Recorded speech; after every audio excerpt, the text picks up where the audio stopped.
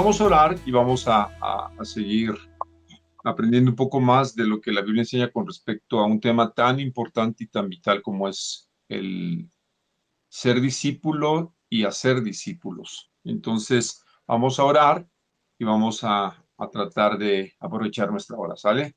Todos sean bienvenidos. Se va a grabar la clase, entonces, ya después de la oración, ya vamos a darle el inicio formal para los que no pueden conectarse en tiempo real con nosotros, puedan posiblemente completar el estudio a través de los videos. Pues oremos, acompáñenme. Amado Padre Celestial, Señor Jesucristo, Espíritu Santo, reconocemos tu gloria, Señor, tu poder, Dios Trino, y que necesitamos de tu dirección. Gracias por enseñarnos a través de la Escritura tus planes, tus propósitos, lo que por mucho tiempo en algunas generaciones no tuvo tanta claridad, hoy a nosotros se nos ha revelado a través de la Escritura. Gracias por la Biblia, gracias por este documento tan valioso, tan único y sin igual, que nos permite, Señor, ver tu carácter, conocerte mejor y también saber cuál es el propósito y plan que tienes, no solamente para tu creación y el universo, sino en forma particular para tu iglesia, para nosotros. Así es que como hijos tuyos, como cristianos, queremos pedirte, Señor, que nos sigas enseñando, que nos sigas instruyendo, que podamos llegar a ser hombres y mujeres maduros en ti y que estamos conscientes y creemos que tú vas a cumplir tu propósito en cada uno de nosotros. Glorifícate, Señor, en este tiempo y gracias por los amigos y hermanos de la fe que se conectan con tanta puntualidad para poder aprender juntos. Enséñanos, Señor, y dejamos este tiempo en tus manos, en el nombre del Señor Jesús. Entonces decimos, amén. Ok, vamos Amén. al punto 2 de cómo ser discípulos de Cristo.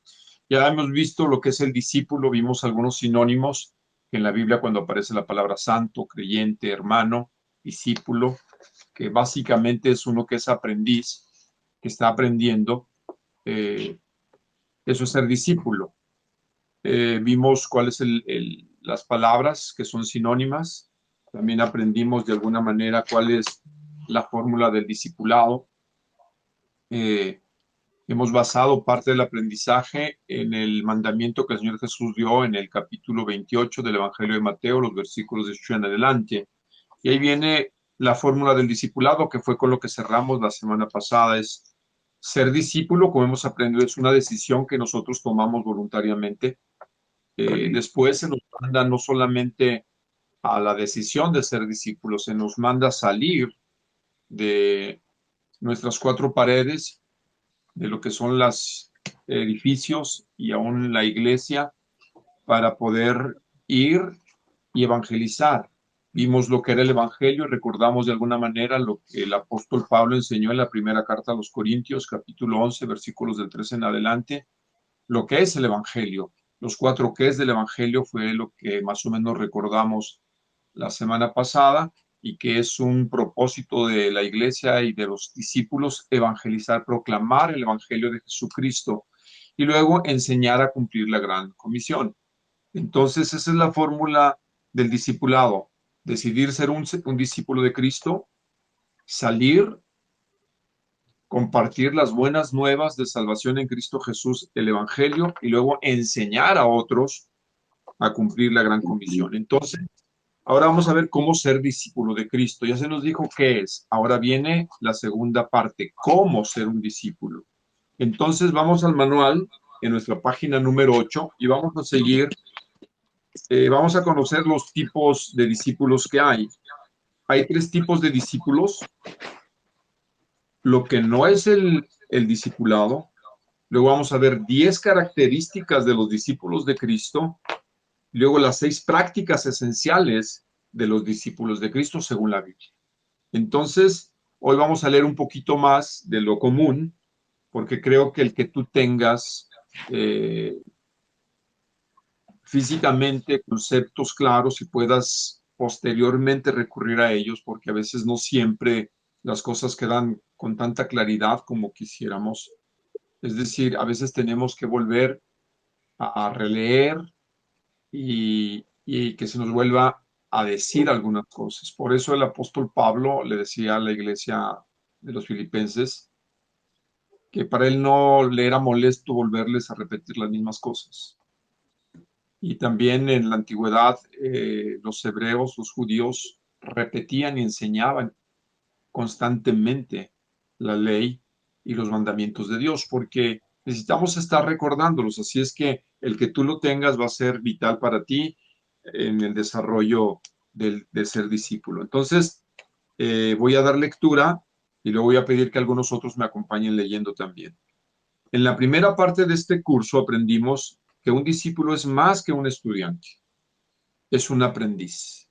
Y hacemos la diferencia en el siguiente enunciado. El estudiante estudia, es decir, conoce, mientras que el aprendiz aprende, es decir, incorpora a su manera de vivir lo que conoce poniéndolo en práctica. Un discípulo era alguien que apreciaba la verdad tanto como igual o más que el aprecio que sentía por el maestro que le enseñaba, del cual se había convertido en seguidor, imitador y siervo.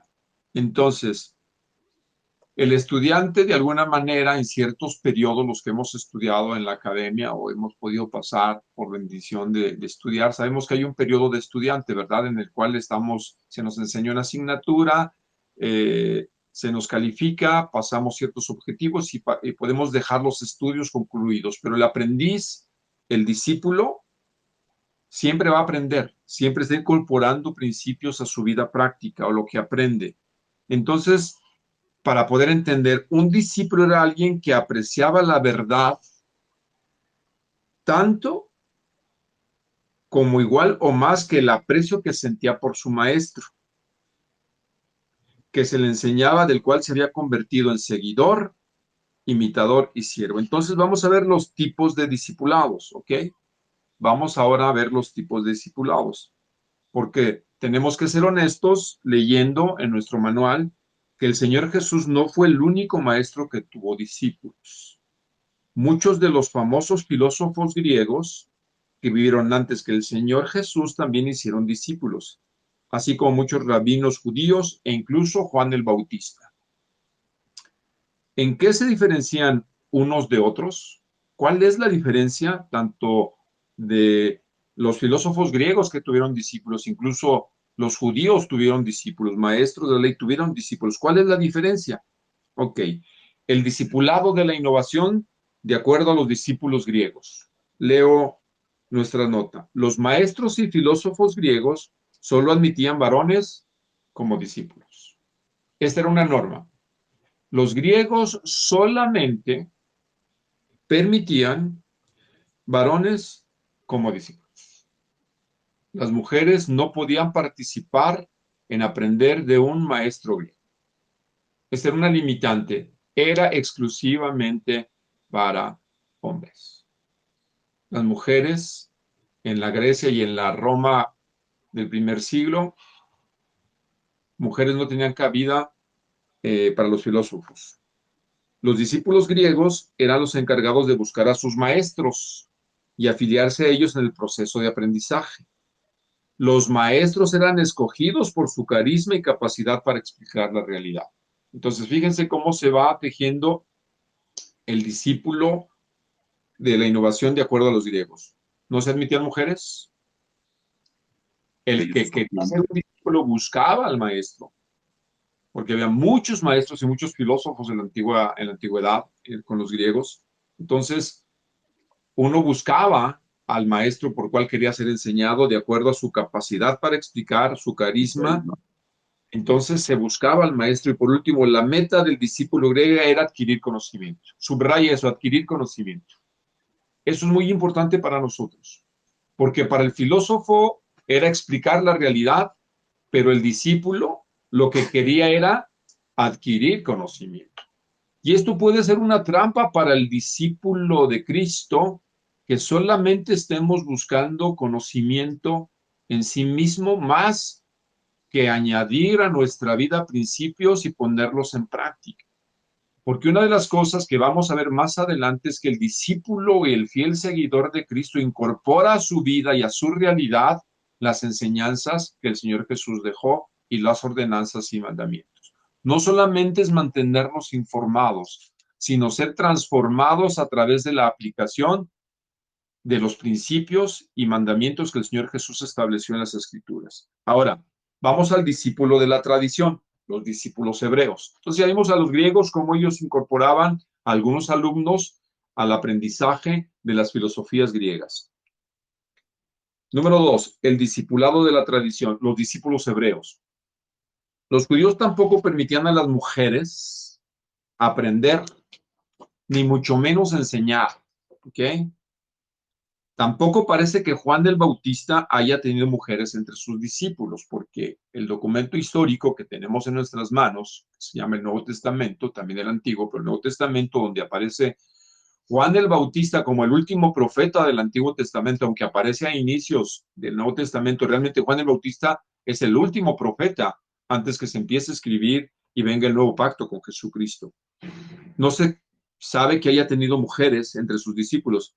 Sin embargo, esperaban que todos los varones israelitas estudiaran la ley de Dios, lo que llamamos la Torá. ¿Okay? La Torá, que son los primeros 5 libros del Antiguo Testamento: Génesis, Éxodo, Levítico, Números y Deuteronomio. Los que tenían buen éxito en esta responsabilidad eran seleccionados para un entrenamiento más profundo en las Escrituras, y aquellos que sobresalían llegaban a ser autoridades espirituales. Se esperaba que los más destacados tuvieran propios discípulos. Sigo, los discípulos judíos, al igual que los griegos, eran los responsables de buscar y escoger a un maestro. Es el mismo proceso. El discípulo griego, tanto el hebreo, ellos eran los que buscaban a su maestro. Los rabinos hebreos no tenían ningún interés en la producción de sabiduría, sino en conocer e interpretar la revelación de Dios. Como resultado de su interpretación, estructuraron tradiciones que transmitieron como si fueran la revelación de Dios. Entre los israelitas, la meta del discípulo no era la adquisición de conocimiento, como los griegos. Esto era solo un medio. El fin era la obediencia de la verdad revelada. Vemos en el Salmo 119, 71 e Isaías 29, 26, que al final solía ser confundida con muchas tradiciones rabínicas. Entonces, antes de ir a lo que era el discipulado de Jesús, podría haber algunas preguntas con respecto a esto. ¿Qué interés tiene que nosotros podamos saber cómo se escogían los discípulos anteriormente? ¿Qué tiene que ver con nosotros tantos siglos después? ¿Cómo esto me afecta a mí como persona? ¿Qué tiene que ver realmente esta información en las cosas de la vida práctica? ¿Cómo pueden influir en mí, en mi manera de pensar, en mi manera de ser, como un creyente o como alguien que estoy posiblemente, como algunos de ustedes, acercándonos a conocer un poco mejor la Escritura?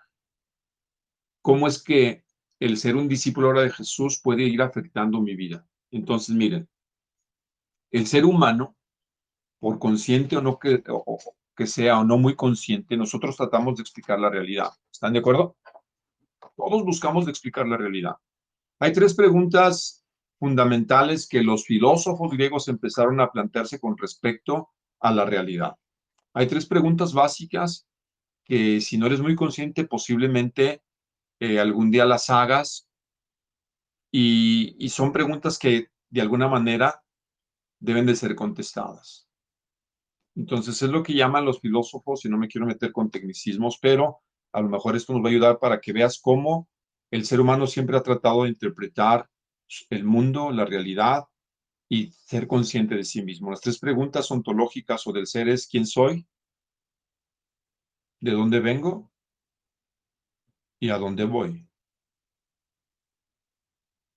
Son 3 preguntas que posiblemente algún día te hagas o ya te hiciste, ¿no? ¿Quién soy? ¿De dónde vengo? ¿Y a dónde voy? Y todo el pensamiento humano versa en tratar de responder estas preguntas,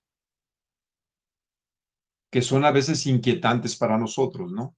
El ser humano es un ser consciente de sí mismo y de la realidad, a diferencia de la creación de los otros seres creados. El ser humano sí tiene la capacidad de hacer una reflexión, de hacer pensamientos abstractos, de preguntarse cosas a sí mismo, de verse y reconocerse en una realidad en el presente estado y tiempo. Por ejemplo, ¿quién soy? Cuando yo era chavo había una revista en los años 80 que decía, ¿y tú quién eres? Siempre estamos tratando de responder quién soy, qué parte en este aparente juego cósmico, dónde encajo yo en esta realidad. Y eso a veces crea mucha confusión en las personas, ¿no? Y siempre estamos buscando en el sentido de pertenencia, en el sentido de cómo encajo, sentido cómo estoy, que tiene la vida, qué trascendencia, quién soy, de dónde vengo, ¿no? Si somos producto de una explosión, una casualidad, o venimos de, de los simios, de nuestros primos los simios, o somos el efecto de la creación de un ser superior. ¿Y a dónde vamos? Entonces, todas estas preguntas, tanto los discípulos griegos como los discípulos hebreos trataban de explicar, unos la realidad y los otros de interpretar correctamente la revelación de Dios. Y ambos fallaron en cierto sentido. Algo que es muy doloroso en este punto es, y tenemos muchas mujeres, ¿verdad? Están conectadas. Fíjense cómo la mujer era sistemáticamente excluida para poder aprender las realidades de la vida.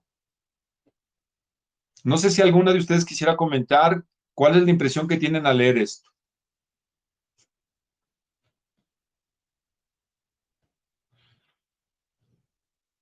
Pues, buenas Ah, noches. buenas noches, Eli. Pues para mí es que para Dios somos algo importante, las mujeres. Y nos tomó en cuenta, nos incluyó. Lo mismo que su deseo era, pues, y es en el presente, eh, tener hombres discípulos, pero también mujeres. Ok. Entonces, puedo decir que veo una igualdad. O sea, nos está Ujú, como ofreciendo lo mismo o ujú, llamándonos a lo mismo. ok.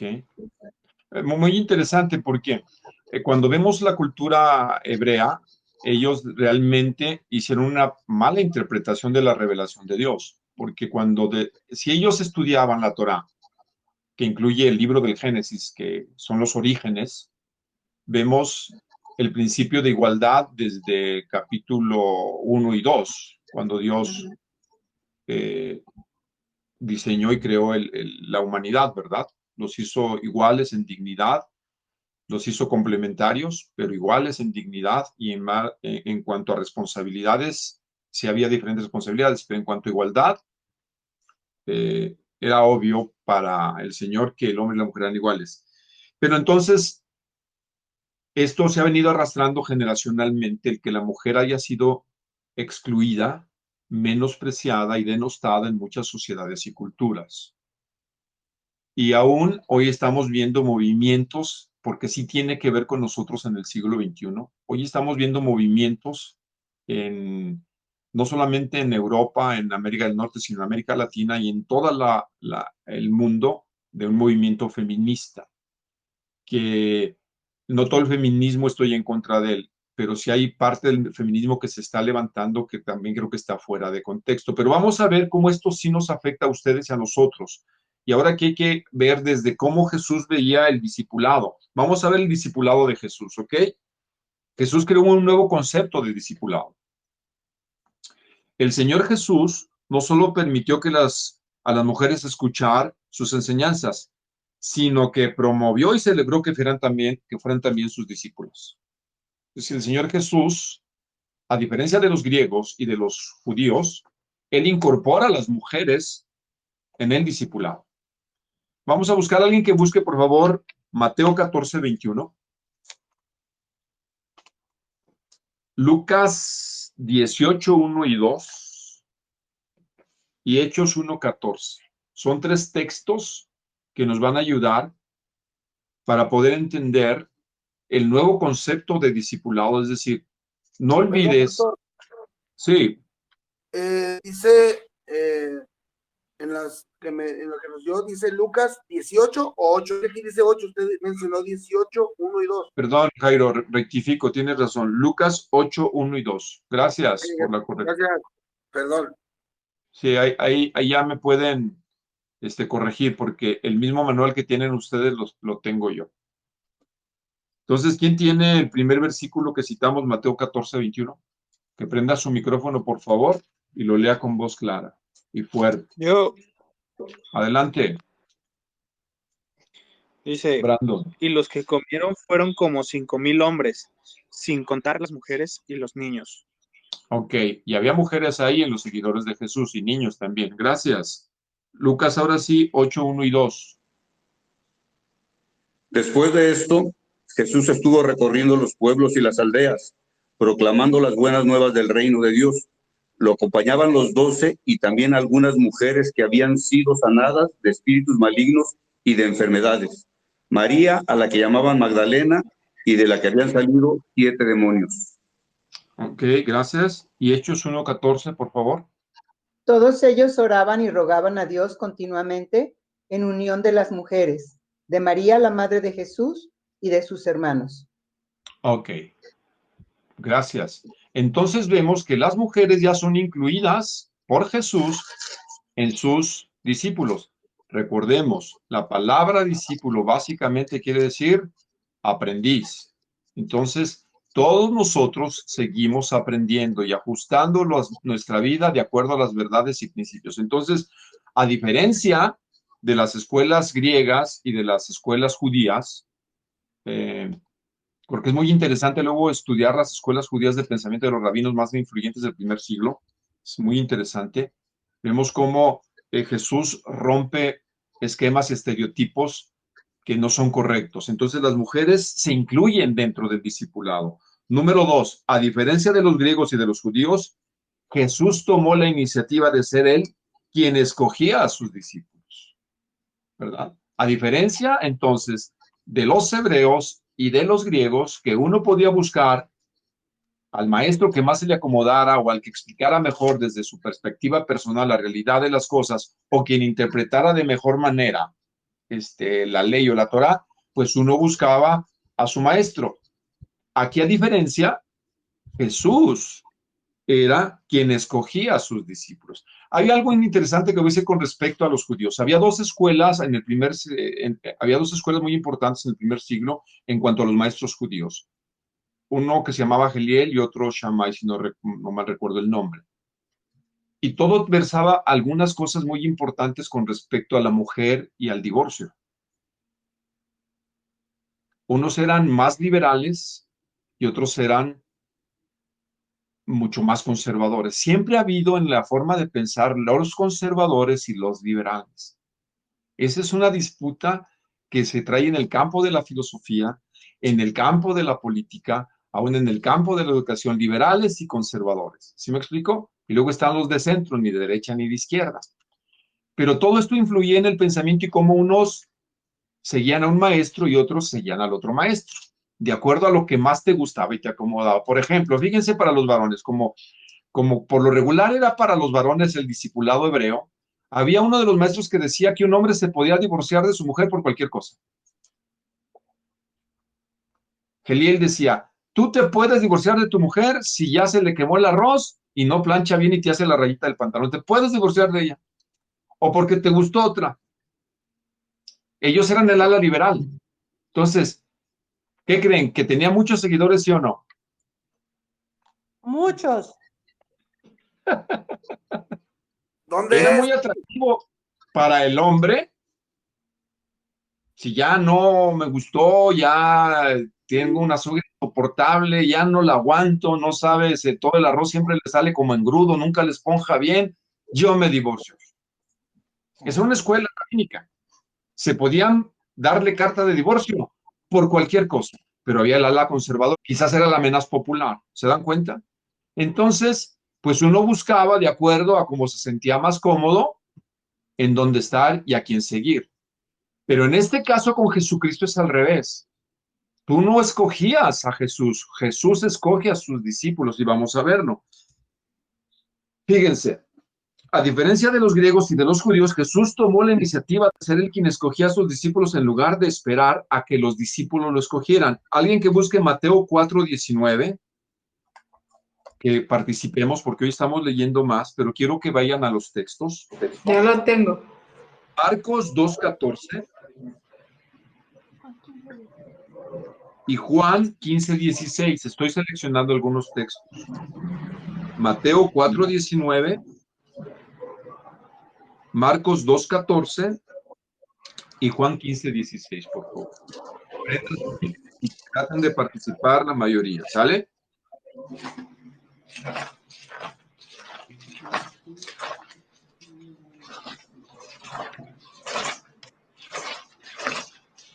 ¿Quién tiene el primero, por favor?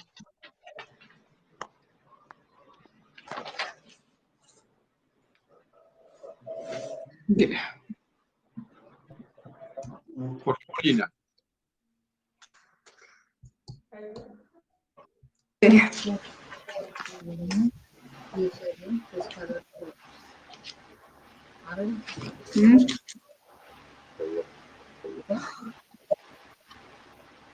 ¿Sí tienes el texto, Gina, de Mateo 4:19?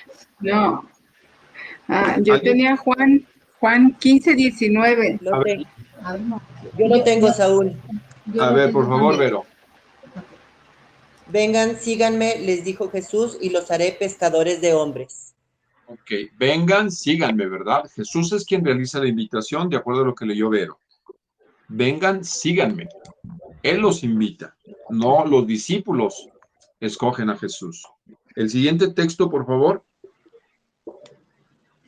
Al pasar, vio a Leví, hijo de Alfeo, donde éste cobraba impuestos. Sígueme, le dijo Jesús, y Leví se levantó y lo siguió. Ok, una vez más vemos que Jesús es quien escoge a Mateo para que le siga. Y el último que dijimos era Juan 15:16, Gina. 15:16 dice, ay, ¿dónde estoy? Es que tenía el 19. 15. Dice, 15:16. no me escogieron ustedes a mí, sino que yo los escogí a ustedes y los comisioné para que vayan y den fruto, un fruto Ok. que perdure. Gracias, Gina. Así el Padre les dará todo lo que pidieran en mi nombre. Ok, muy bien, Gina. Gracias. Queda claro entonces que es Jesús quien escoge ahora a los discípulos. Es el que él nos llama ahora a nosotros. Entonces, aunque el Señor Jesús, vamos a las notas, admitía a quienes buscaban seguirlo, continuamente les recordaba también el alto precio que tendrían que pagar para lograrlo. Es algo que hemos estado enseñando los domingos. Si Jesús nos escoge, Él nos escoge y nos llama.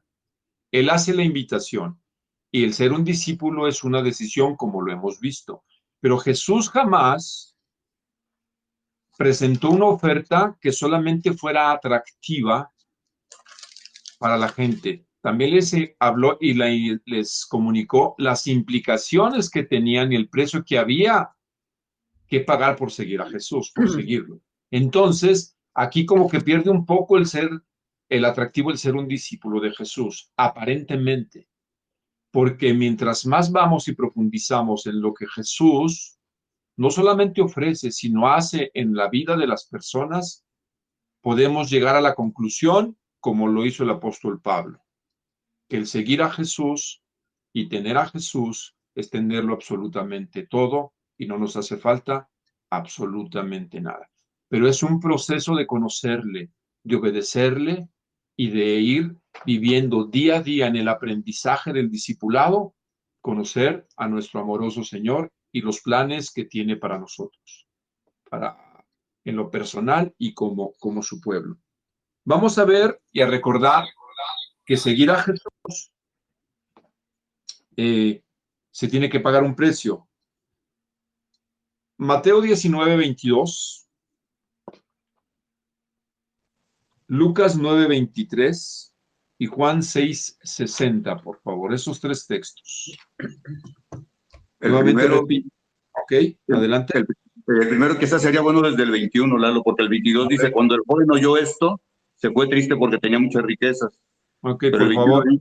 dice el 21, si quieres ser perfecto, anda, vende lo que tienes y dáselo a los pobres y tendrás tesoro en el cielo. Luego ven y sígueme. Y luego ya el 22, cuando el joven oyó esto, se fue triste porque tenía muchas riquezas. Ok, este es un caso muy excepcional en cuanto en el contexto del pasaje. A este joven que quiso impresionar a Jesús. Él quiere impresionar a Jesús porque él dice que él ha guardado toda la ley desde que era muy jovencito. Y le dice, una cosa te hace falta.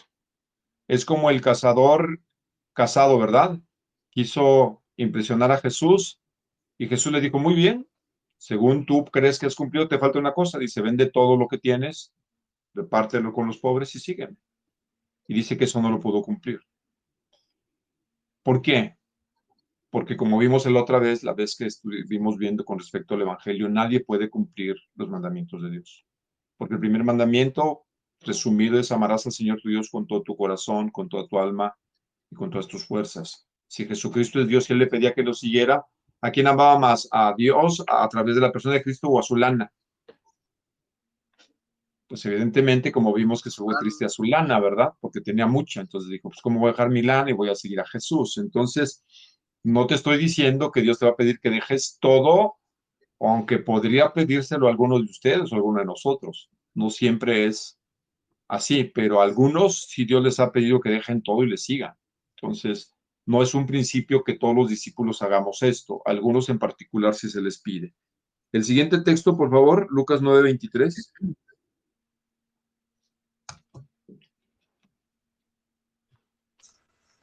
Dirigiéndose a todos, declaró: si alguien quiere ser mi discípulo, que se niegue a sí mismo, lleve su cruz cada día y me siga.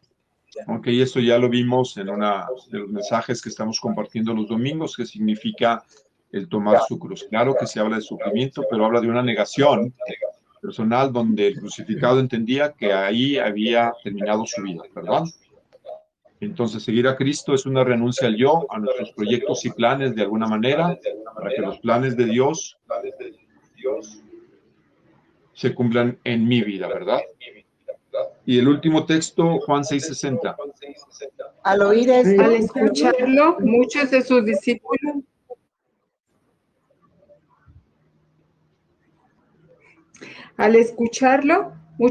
discípulos exclamaron: esta enseñanza es muy difícil. ¿Quién puede aceptarla? Ok, si no, gracias Gina.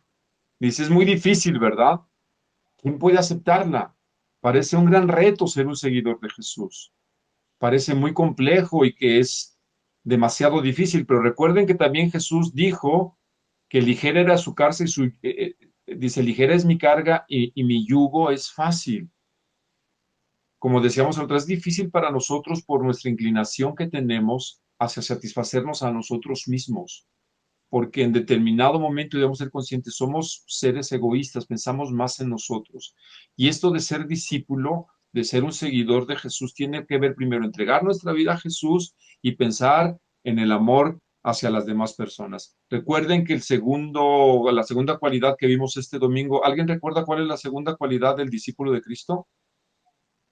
Amar de una forma extraordinaria a las personas. Ok, un amor extraordinario por las personas, ¿verdad? Incluyendo a los Sacrificial. enemigos, incluyendo a la gente que no es para nosotros muy apreciada. Jesús pone de cabeza las normas convencionales del mundo y entonces ahora se nos pide no solamente amar a los que amamos, sino amar a los que nos maldicen, orar por nuestros enemigos. Entonces, continuamos. Mientras los maestros griegos, en la página 8, la última parte, inventaban su propia filosofía y los rabinos hebreos memorizaban y enseñaban la ley de Moisés y las tradiciones rabínicas, el Señor Jesús tomó el Antiguo Testamento para interpretarlo y aplicarlo a la luz de su persona y sus propósitos. Además, el Señor Jesucristo puso sus enseñanzas en el mismo nivel de autoridad que el de las escrituras del Antiguo Testamento. Continúo leyendo. El Señor Jesús validó el conocimiento y la obediencia de la gente al Antiguo Testamento, como lo vemos en Mateo 5:19 y 23:3. Pero sobre todo él exigió a sus discípulos un compromiso hacia su persona. Eso sí es clave para nosotros como seguidores, como discípulos de Jesús. Mateo 10:38, por favor, solamente ese texto.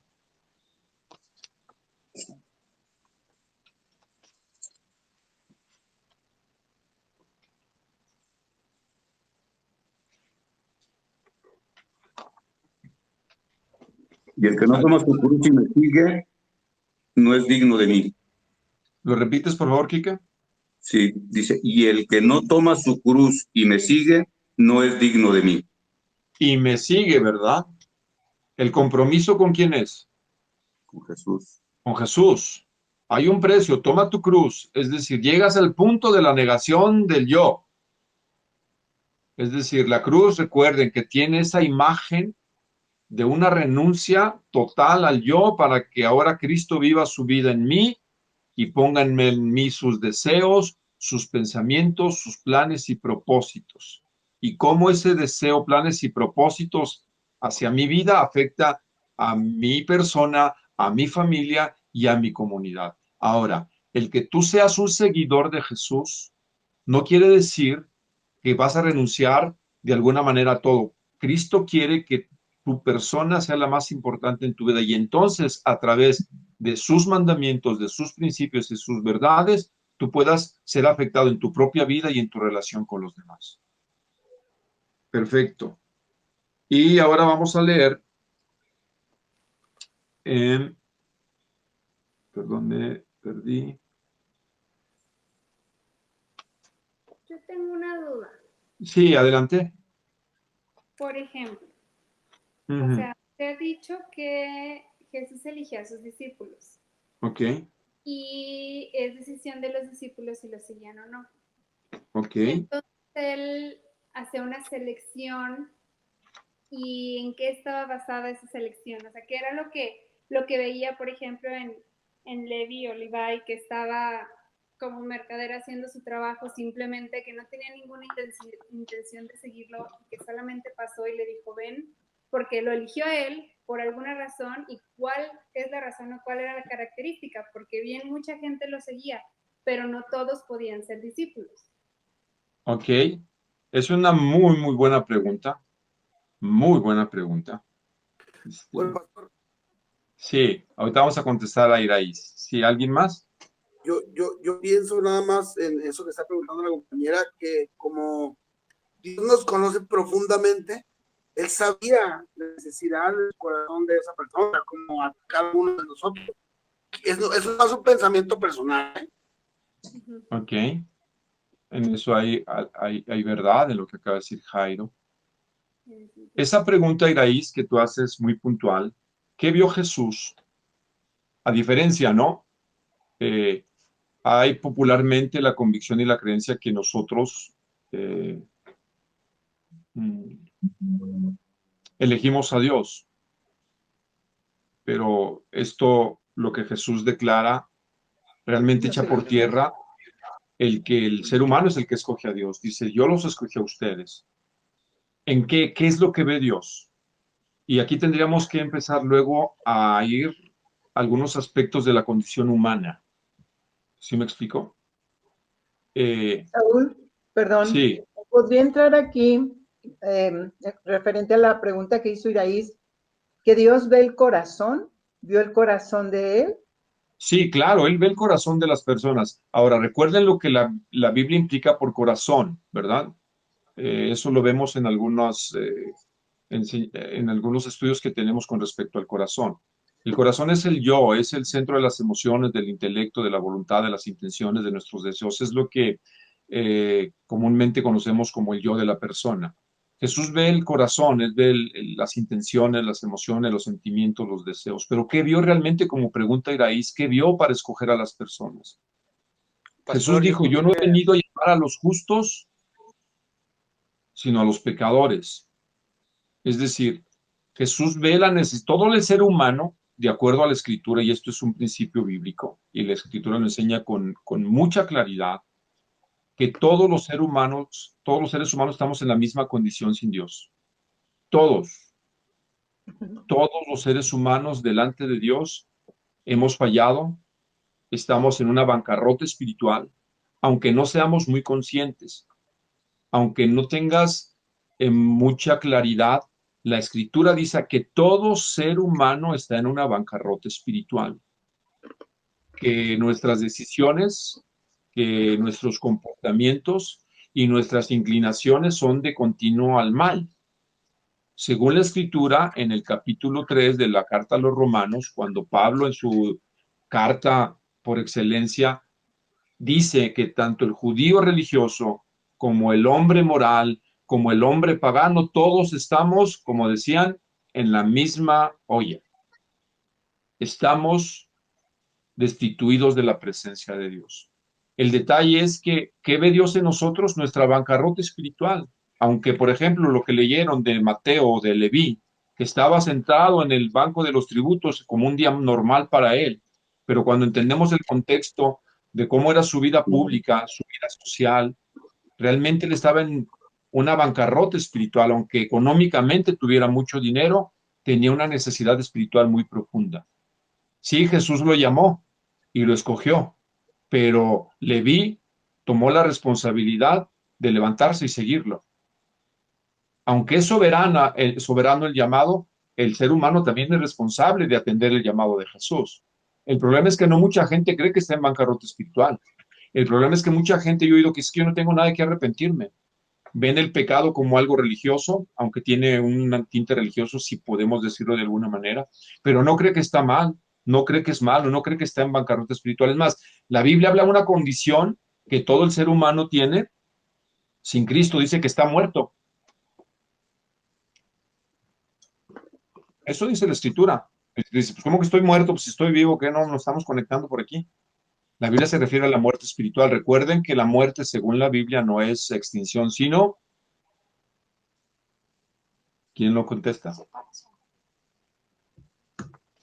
Separación. Separación. Muy bien, separación. Y dice que nuestro pecado nos separa de Dios. Entonces, Iraís, tratando de contestar, si Jesús llama a las personas que están en una bancarrota espiritual, que realmente reconocen su pecado, que han fallado y entonces son sensibles a la voz de Dios porque reconocen su pecado. Luego vamos a ver más adelante, creo que esto va a ir teniendo más sentido, cómo el discípulo tiene que entender el nuevo nacimiento, el arrepentimiento, que son obras de gracia que Dios nos da para poder entender que estábamos en problemas serios. Por ejemplo, Iraís, ahí estás, ¿verdad? Sí, aquí estoy. Una pregunta, ¿tú vas al doctor? ¿Cuándo vas al doctor? Cuando me enfermo nomás. Nada más cuando te enfermas. ¿Tienes la cultura de la profilaxis, como llaman algunos? Es decir, hacer de tu chequeo, aunque no te sientas mal. No, solo de mi No, ¿verdad? ¿Por qué no? No, no me siento mal. Alguien dice que la persona más sana es la que no va al doctor. Pero uno va con los doctores y todo te sale. Pero Jesús dijo, yo no vine a llamar a los sanos, sino a los enfermos. Y no es porque no estuvieran enfermos, es porque muchos no querían reconocer que estaban enfermos. Y Jesús viene llamando a los que llamó. Jesús pudo ver su necesidad espiritual en ellos. Se supone que a alguien no debemos hablar de nosotros mismos, pero muchos de nosotros en algún momento de nuestra vida no creíamos que estábamos mal.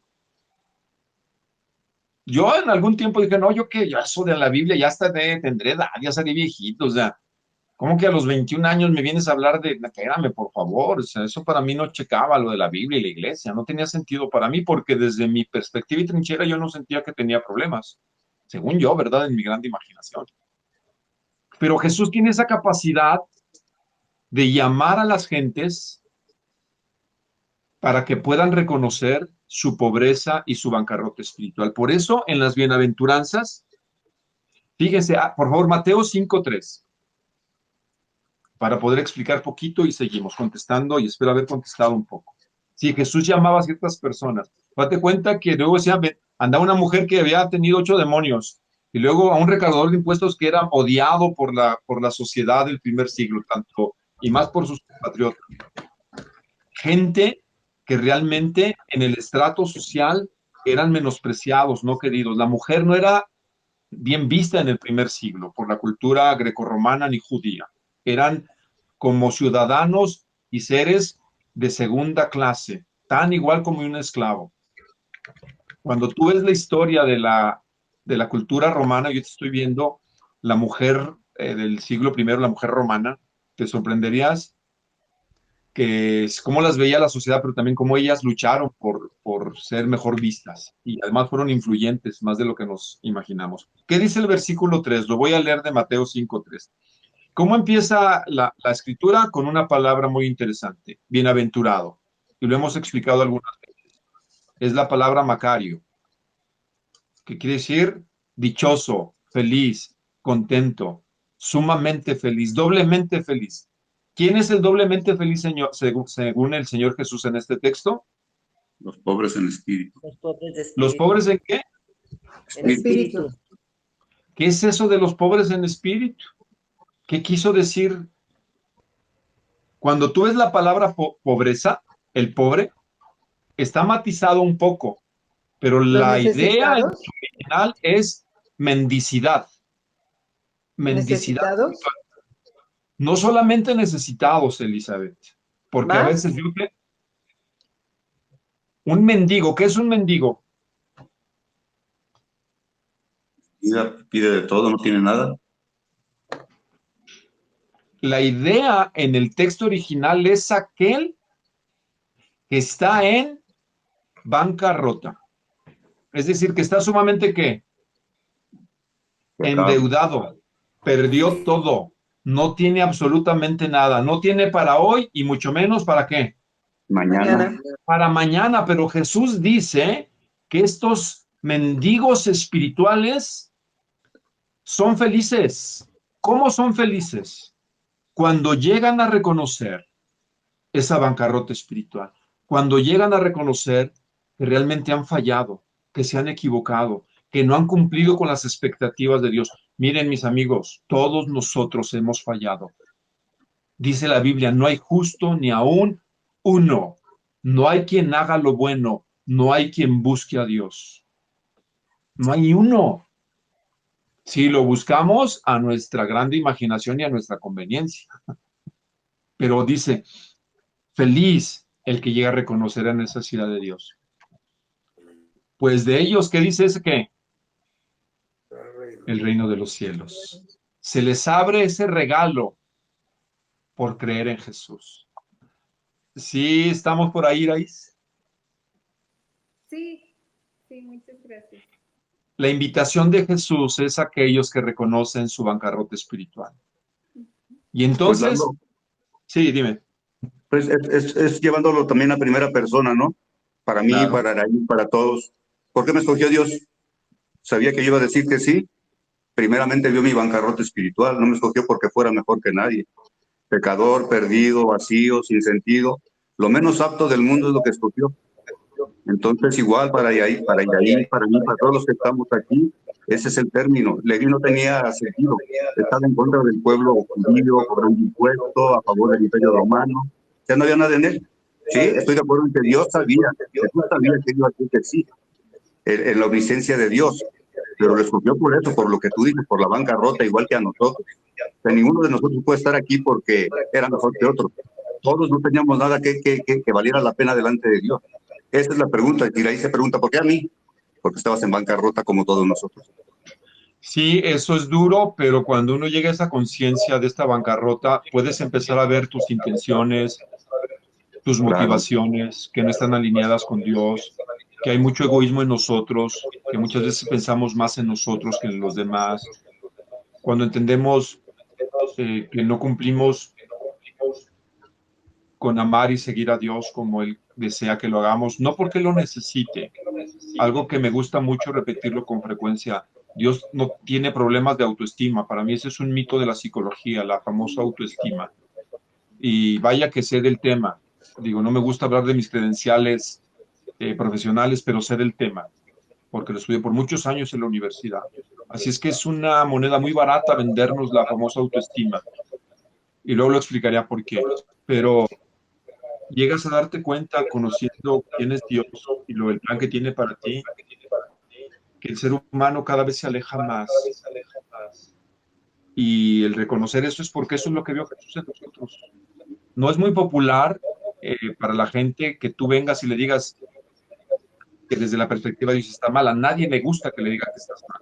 Nos gustan los halagos, nos saludan, nos digan qué guapo eres, qué inteligente eres. Y claro que eso ayuda.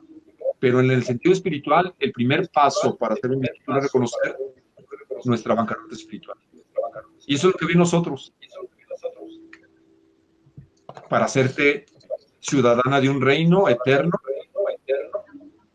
donde tú vas a ser alguien muy amado y muy valorado y muy feliz. ¿Quién más? Jesús nos escogió, o Él nos llamó, ¿verdad? Por eso, como hemos estado aprendiendo los domingos, Él dijo un sí, ¿verdad? Que es un condicionante categórico de primera, los sí y las negaciones, sí o no. Entonces dijo, si alguno quiere ser mi discípulo, es una decisión personal. Y lo retó, ¿verdad? Entonces, como vamos de nuevo ahí, primero Él quiere que esa decisión de tú seguirlo, a su llamado, de escuchar su llamado y tomar la decisión, es un compromiso hacia Él, hacia su persona.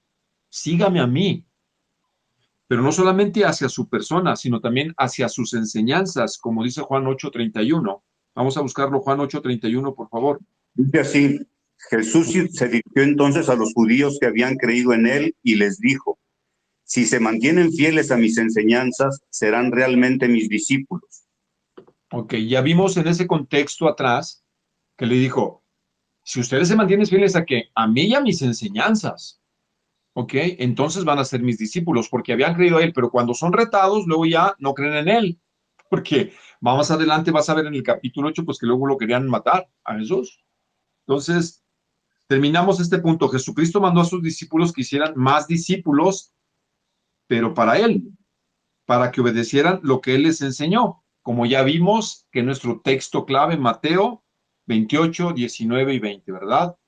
Ir y hacer discípulos a todas las naciones, bautizando en el nombre del Padre, del Hijo y del Espíritu Santo. Y, ¿verdad? Salgan, compártales el Evangelio, hagan más discípulos y enséñenles las cosas que yo les he mandado. Ok. Vamos a contestar, ya tenemos 5 minutos y vamos a tratar de terminar porque va a ser de 1 hora.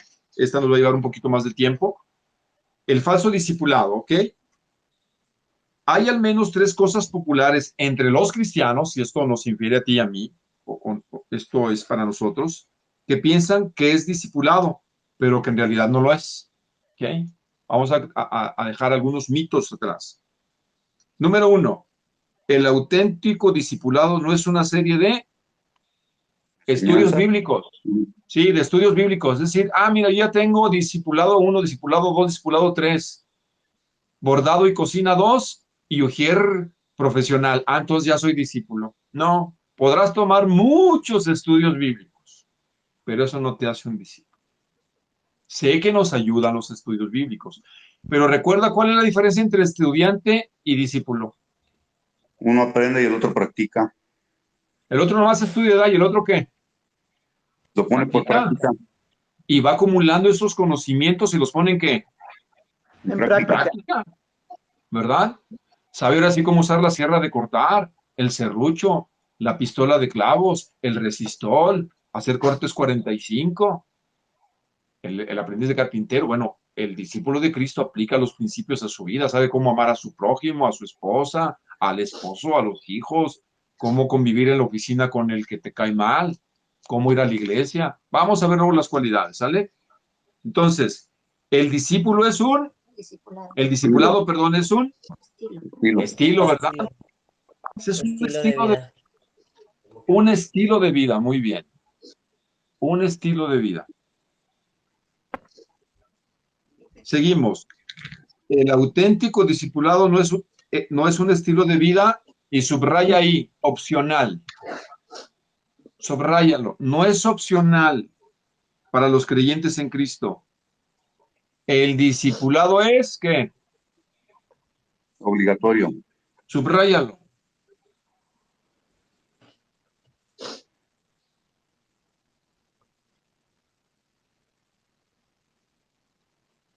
Es obligatorio.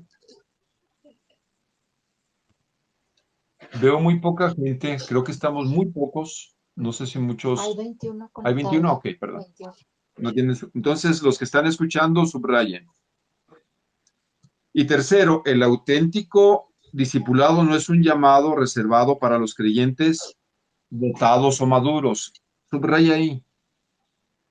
No es para los que son buenos en algunas menesteres de la enseñanza o que tienen ciertos niveles de estudio o academia, ni maduros. El discipulado es ¿para quién? Todo. Para todos. ¿Ok? Entonces, próxima semana vamos a ver 10 características distintivas de los discípulos de Jesús. Entonces, preguntas hasta aquí. ¿Podríamos contestar entonces algunas de las características que Jesús mostró hacia sus discípulos? ¿Cuáles son algunas características de los discípulos de Jesús a diferencia de los discípulos de los griegos y de los hebreos que hayan llamado su atención? Y con eso terminamos hoy. Él los escogió a ellos, no ellos a él, aunque no rechazaba a los que lo buscaban. Ok, muy bien. Permitió que las mujeres también fueran incluidas como discípulos. Muy bien, eso es muy importante, muy importante, muy importante. ¿Él incluyó a quién? A las mujeres, a todos. A las mujeres. Dense cuenta que a lo largo del Nuevo Testamento las mujeres toman lugares muy importantes y vitales dentro de lo que es el esquema de la iglesia y del evangelio y del evangelismo. ¿Okay?